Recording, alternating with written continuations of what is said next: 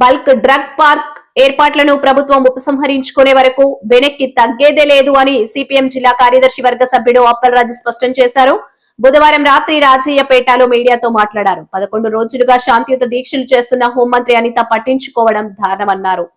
నక్కపల్లి మండలం రాజీపేట ప్రాంతంలో ప్రభుత్వం బల్క్ డ్రగ్స్ పార్క్ ఏర్పాటు చేయడానికి సన్నాహాలు చేస్తా ఉన్నారు.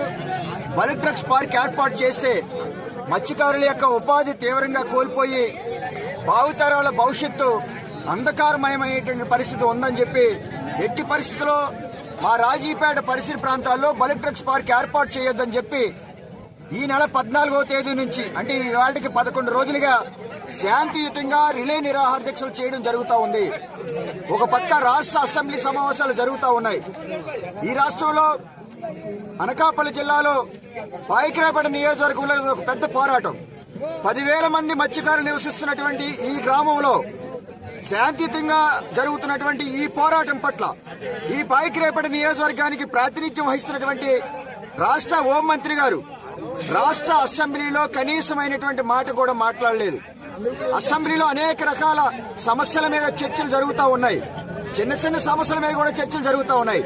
అటువంటిది 10,000 మంది నివసిస్తున్నటువంటి ఈ ప్రాంతంలో బల్క్ డ్రగ్స్ పార్క్ ఏర్పాటు చేయొద్దని చెప్పి 11 రోజులుగా మత్స్యకారులు వేట మానుకొని పనులు మానుకొని రిలే నిరాహార దీక్షలు జరుపుతా ఉంటే ఎందుకు హోంమంత్రి గారు స్పందించరు, ఎందుకు రాష్ట్ర అసెంబ్లీలో చర్చించరని చెప్పి ఈవేళ ఆవేదన చెందినటువంటి మత్స్యకారులు, తీవ్రమైనటువంటి ఆందోళన చెందినటువంటి మత్స్యకారులు ఈవేళ పనులు జరుగుతున్నటువంటి ప్రాంతంలో రాత్రి ఇప్పుడు సుమారు 10 అవుతున్నా సరే ఈ టైంలో శాంతియుతంగా రిలే నిరాహార దీక్షలు చేయడం జరుగుతూ ఉంది, ధర్నా చేయడం జరుగుతూ ఉంది, పోరాటాన్ని ఉధృతం చేస్తామని చెప్పి సందర్భంగా ప్రకటించడం అనేది జరుగుతూ ఉంది.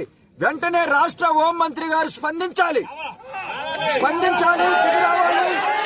మత్స్యకారులకు న్యాయం చేయాలి. ఎందుకంటే ఈ నియోజకవర్గంలోనే అత్యంత పెద్ద సమస్య ఇది.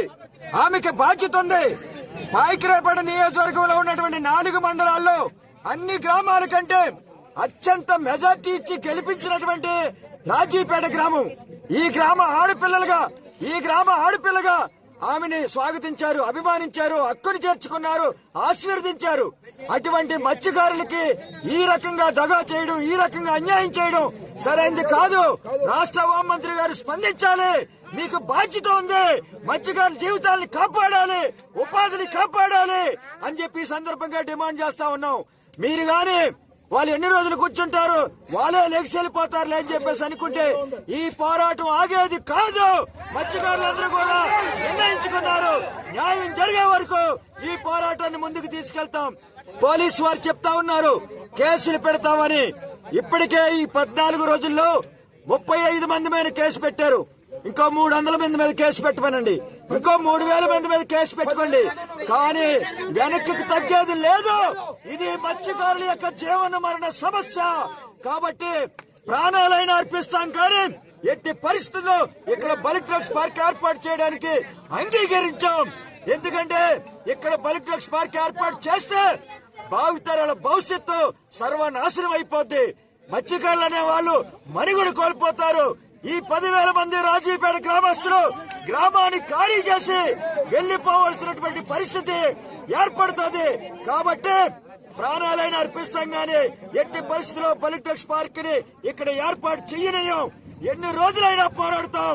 వెంటనే ప్రభుత్వం స్పందించాలి. ఇక్కడ బల్క్ డ్రగ్స్ పార్క్ మేము ఏర్పాటు చెయ్యము, రద్దు చేస్తామని చెప్పేసి ప్రకటించే వరకు పగలు రాత్రులు ఎన్ని రోజులైనా ఈ పోరాటం కొనసాగుతుంది.